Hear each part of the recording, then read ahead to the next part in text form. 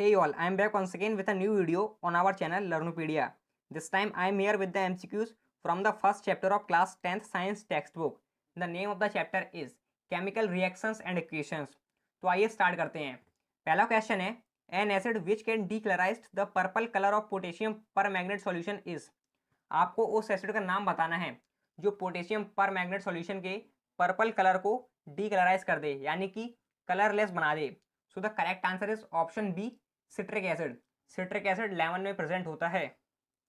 Next question है the chemical reaction between quicklime and water is characterised by. तो जो chemical reaction होती है क्विकलाइम यानी कि कैल्शियम ऑक्साइड और वाटर के बीच, मतलब CaO और जब H2O साथ में कंबाइन होते हैं तो ये फॉर्म करते हैं CaOH का होल ट्वाइस, यानी कि कैल्शियम हाइड्रोक्साइड, और साथ में हीट भी प्रोड्यूस होती है। तो ये एक एक्सोथर्मिक रिएक्शन है। तो इस केस में जो मिक्सचर है उसका टेम्परेचर राइज हो जाता है, बढ़ जाता है। तो ऑप्शन सी करेक्ट आंसर है, change in temperature of mixture.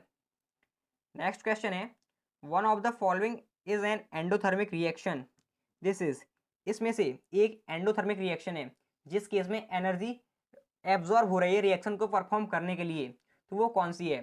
पहला है combination of carbon and oxygen. इस केस में जब कार्बन ऑक्सीजन की प्रेजेंस में बर्न होता है तो यहाँ पर हीट प्रोड्यूस होती है। नेक्स्ट है combination of nitrogen and oxygen. इस केस में जब नाइट्रोजन और ऑक्सीजन कंबाइन होते हैं तो इस केस में हीट एब्जॉर्ब होती है about to 3000 degree Celsius temperature में। जब इन दोनों को हीट करेंगे तब नाइट्रोजन मोनोऑक्साइड का फॉर्मेशन होगा। तो ऑप्शन बी करेक्ट आंसर है। नेक्स्ट है one of the following is an exothermic reaction. This is, तो कौन सी रिएक्शन एक्सोथर्मिक रिएक्शन है? तो पहला है इलेक्ट्रोलिसिस ऑफ वाटर। इस केस में इलेक्ट्रिकल एनर्जी एब्जॉर्ब होती है। और नेक्स्ट है conversion of limestone into quicklime. इस केस में हीट के थ्रू लाइमस्टोन को क्विकलाइम और वाटर में ब्रेक किया जाता है। नेक्स्ट है प्रोसेस ऑफ रेस्पिरेशन। इस केस में जो है एनर्जी प्रोड्यूस होती है जब ग्लूकोज और ऑक्सीजन कंबाइन करते हैं तो CO2 और H2O के साथ एनर्जी रिलीज होती है। तो इसे हम एक्सोथर्मिक रिएक्शन बोलते हैं। तो option C process of respiration correct answer है। नेक्स्ट है which of the following is not an endothermic reaction. तो हमें बताना है कि इनमें से कौन सी रिएक्शन एंडोथर्मिक नहीं है, यानी कि हमें बताना है कौन सी रिएक्शन एक्सोथर्मिक है। तो ऑप्शन डी, यहाँ पर C6H12O6 यानी कि ग्लूकोज प्लस ऑक्सीजन फॉर्म कर रहे हैं, कार्बन डाइऑक्साइड और वाटर, साथ में एनर्जी रिलीज हो रही है। तो ये रेस्पिरेशन वाली इक्वेशन है। तो ये एक एक्सोथर्मिक रिएक्शन है और ऑप्शन डी करेक्ट आंसर है। नेक्स्ट क्वेश्चन है the chemical equations are balanced to satisfy one of the following laws in chemical reactions. This is, तो हम लोग केमिकल इक्वेशन को बैलेंस क्यों करते हैं, कौन सा लॉ सेटिस्फाई करने के लिए? तो ऑप्शन बी करेक्ट आंसर है, लॉ ऑफ कंजर्वेशन ऑफ मास। क्योंकि जो मास ऑफ रिएक्टेंट हमेशा मास प्रोडक्ट के मास के इक्वल होता है। सपोज दैट जैसे कार्बन को ऑक्सीजन की प्रेजेंस में बर्न करेंगे तो फॉर्म होगा CO2, यानी कि C प्लस ऑक्सीजन के दो मॉलिक्यूल इक्वल्स टू CO2। तो कार्बन का जो मास होता है वो होता है 12, और ऑक्सीजन की जब दो मॉलिक्यूल होंगे तो मास होगा 32। तो 12 प्लस 32 होता है 44, और जो CO2 का मास होगा वो 44 होगा। तो law of conservation of mass यहाँ पर फॉलो होता है। नेक्स्ट है the removal of oxygen from a substance is called.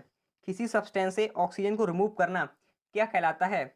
So it is called reduction. Option C correct answer है। या फिर हम ये भी बोल सकते हैं addition of hydrogen is also called reduction. Next है in contact to redox reaction the removal of hydrogen from a substance is known as.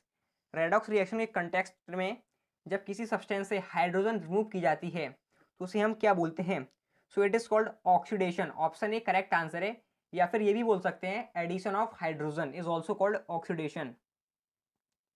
Next है the term use to indicate the development of unpleasant smell and taste in fat and oil containing food due to aerial oxidation is. तो जो air की वजह से oxidation होता है food में, जो जिनमें वाइल और फैट प्रेजेंट होता है, तो उसके लिए जब अनप्लीजेंट स्मेल आती है तो उसके लिए एक टर्म है। तो वो कौन सा है? तो option D rancidity correct answer है। हम इसको कैसे प्रिवेंट कर सकते हैं? बाय यूजिंग एंटीऑक्सीडेंट और कीपिंग इन डार्क एरियाज। जब डार्क एरियाज में रखा जाएगा तो जो ऑक्सीडेशन की प्रोसेस है वो स्लो हो जाती है। नेक्स्ट है in order to prevent the spoilage of potato chips they are packed in plastic bags in an atmosphere of. तो जो पोटैटो चिप्स होती हैं तो उनके जो पैकेट्स होते हैं उनमें कौन सी गैस फिल होती है ताकि वो चिप्स ऑक्सीडेट ना हो और रेंसिड ना हो। तो इसका करेक्ट आंसर है option C, nitrogen gas fill होती है चिप्स के पैकेट्स में। नेक्स्ट है 11th, a white precipitate can be obtained by adding dilute sulphuric acid to.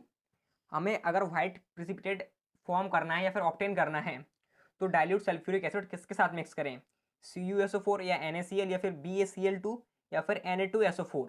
तो प्रिसिपिटेट क्या होता है, ये एक सॉलिड होता है जो कि वाटर में इनसॉल्युबल होता है। तो इसका करेक्ट आंसर है ऑप्शन सी, जब डाइल्यूट सल्फ्यूरिक एसिड यानी कि H2SO4 plus barium chloride BaCl2 combine होंगे तो ये फॉर्म करेंगे BaSO4 प्लस 2HCl। जो BaSO4 है यानी कि बेरियम सल्फेट, ये वाइट प्रिसिपिटेट होता है। तो ऑप्शन सी करेक्ट आंसर है। नेक्स्ट है, consider the following equation of the chemical reaction of metal M। यहाँ पर एक रिएक्शन दी हुई है 4M + 3O2 equals to 2M2O3। तो इस केस में क्या हुआ है, तो एग्जैक्टली इस केस में दोनों जो मॉलिक्यूल दोनों एलिमेंट थे रिएक्टेंट साइड में वो कंबाइन हो गए हैं प्रोडक्ट साइड में। तो यहाँ पर तो एक कॉम्बिनेशन हुआ है और नेक्स्ट केस में जो रिएक्टेंट साइड है वहाँ पर ऑक्सीजन के 2 मॉलिक्यूल थे, यानी कि ऑक्सीजन के 2 मॉलिक्यूल थे और जो प्रोडक्ट साइड है तो वहाँ पर ऑक्सीजन के 3 मॉलिक्यूल हो गए हैं। तो इस केस में कॉम्बिनेशन भी हो रहा है और ऑक्सीडेशन भी हो रहा है। तो 12th का option D, combination reaction as well as oxidation reaction correct answer है। नेक्स्ट क्वेश्चन है, which of the following does not involve a chemical reaction. इनमें से कुछ ऑप्शन दिए गए हैं तो बताना है कौन सा केमिकल रिएक्शन नहीं है। पहला है digestion of food in our body. तो इस केस में केमिकल रिएक्शन होती है क्योंकि हमारे स्टमक में एसिड रिलीज होता है। नेक्स्ट है प्रोसेस ऑफ रेस्पिरेशन। इस केस में एक्सोथर्मिक रिएक्शन होती है क्योंकि हीट प्रोड्यूस होती है एनर्जी के फॉर्म में। नेक्स्ट है burning of candle wax when heated. और लास्ट है मेल्टिंग ऑफ कैंडल वैक्स। तो इन दोनों के बीच में डिफरेंस क्या है पहले आप ये समझिए। मेल्टिंग के केस में जो वैक्स होती है वो सॉलिड से लिक्विड में चेंज हो जाती है और बर्निंग के केस में ऑक्सीजन की प्रेजेंस में कंबशन होता है और जहाँ पर भी कंबशन होता है तो वहाँ पर केमिकल रिएक्शन होती है। तो इसका option D, melting of candle wax on heating correct answer है। नेक्स्ट क्वेश्चन है, the reaction between two substance is characterised by change in colour from orange to green. These two substances are most likely to be. जब chemical reaction दो substance के बीच होती है जहाँ पर जिसका ऑरेंज कलर से ग्रीन में चेंज हो जाता है तो वो दो सब्सटेंस कौन कौन से हैं। तो पहली बात आप लोगों को पता होना चाहिए पोटेशियम डाइक्रोमेट और पोटेशियम परमैंगनेट का कलर क्या होता है। तो पोटेशियम डाइक्रोमेट होता है ऑरेंज कलर का और पोटेशियम परमैंगनेट होता है पर्पल कलर का। तो यहाँ पर ऑप्शन बी और ऑप्शन डी तो फिर रॉन्ग हो गए क्योंकि यहाँ पर पोटेशियम परमैंगनेट है। और अब बात आती है ऑप्शन ए और ऑप्शन सी पर, potassium dichromate solution and sulphur dioxide और potassium dichromate solution and carbon dioxide.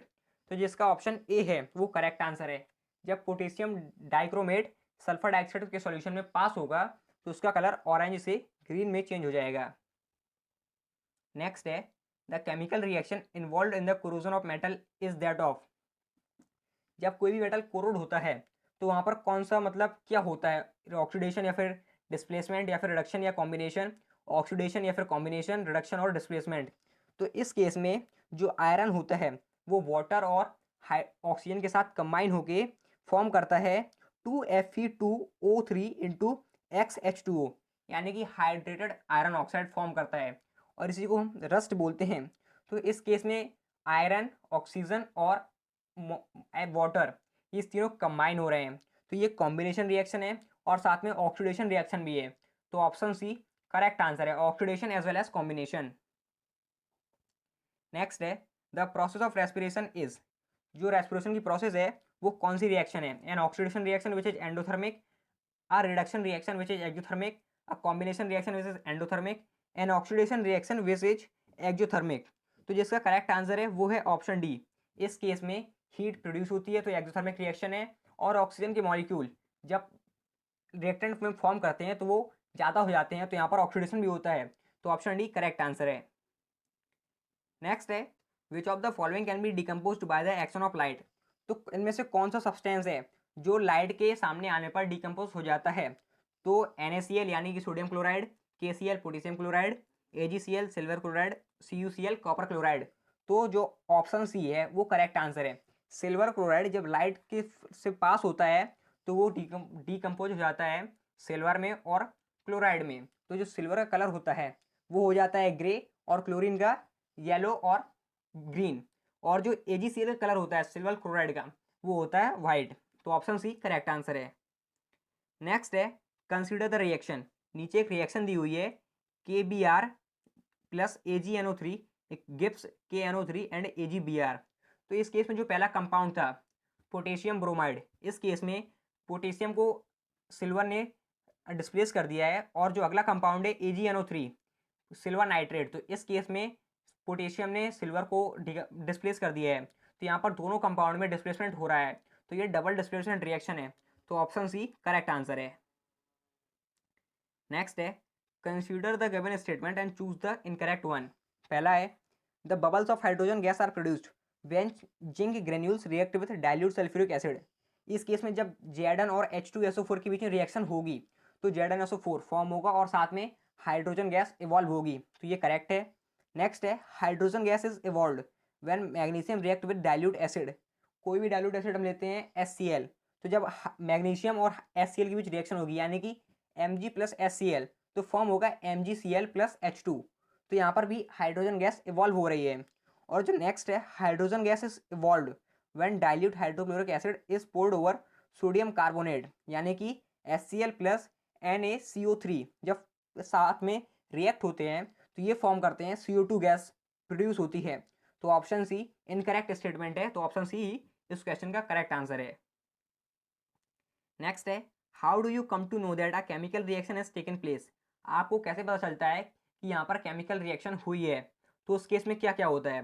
पहला ऑप्शन है evolution of gas, next formation of precipitate, next change in colour, temperature and state. तो ये जो तीनों ऊपर दिए हुए ऑप्शंस हैं ये सारे फॉलो होते हैं जब केमिकल रिएक्शंस होती है, कोई ना कोई इनमें से कोई एक टेक प्लेस करता है। तो जो option D all of the above correct answer है। So this was all about the MCQs of the chapter first. See you next time. Till then, stay connected with Learnopedia. Thank you.